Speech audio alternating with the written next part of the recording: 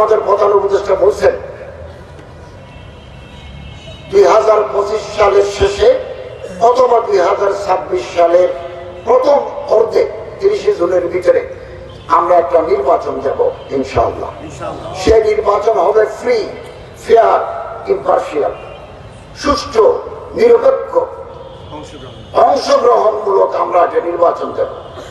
এই 16-17 বছরের পরে এই প্রথম একজন ভোটার তার পছন্দের প্রার্থীকে দিনের আলোতে ভোট দিতে পারবেন। সন্ধ্যা হওয়ার আগে ভোট আমরা শেষ করে ফেলবো। এনক্লোজারের ভিতরে কেউ থাকলে রাত হলে আমরা তার ভোট নেব। আগে ভোট সিস্টেম শেষ, ভোট ছিল আগে প্রহসন। ভোট কেন্দ্রে প্রিজাইডিং অফিসার, সহকারী presiding officer, police officer, answer, police এগুলো থাকতো, কিন্তু মানুষ ভোট দিতে যায় নাই।